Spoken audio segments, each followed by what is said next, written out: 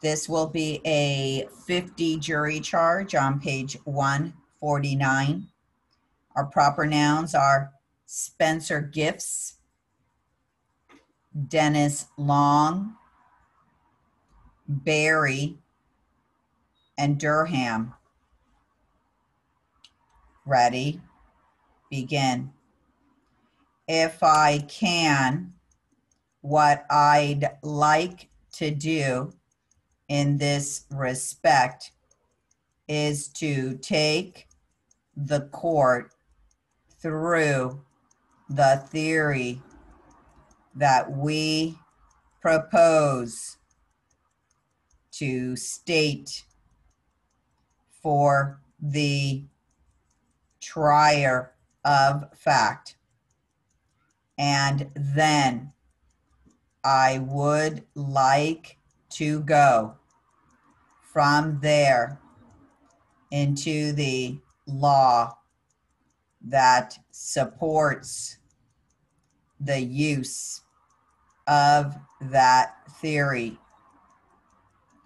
And then from there, I'd like to go through the facts that we have before us that support the use of that theory in this particular case.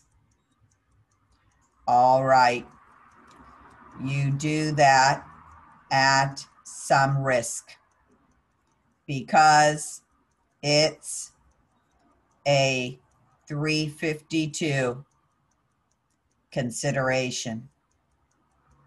So the more you expand the theory, I'm afraid that the greater the balance is. 2, we also talked about receiving the knife from Spencer Gifts. They find in his possession, at least 100 coupons for sending away for different items in different kinds of contests, in lotteries and gift packages, where you send an application in, maybe 100 of those things they find in his possession, which is consistent with receiving the knife through Spencer Gifts' sort of context. He talks about he cut off the head to avoid the identification of the victim as being Dennis Long. But that doesn't square off when you figure that the body is buried in the backyard of Dennis Long's house.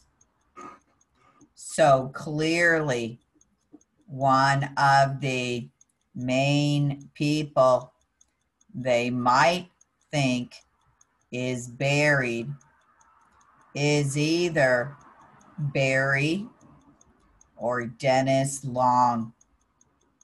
So that doesn't make sense I think the gist of the argument is that there's no real reason.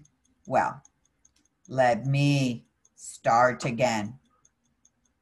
The only theory the people have to get the prior homicide in is the theory of cases they cited.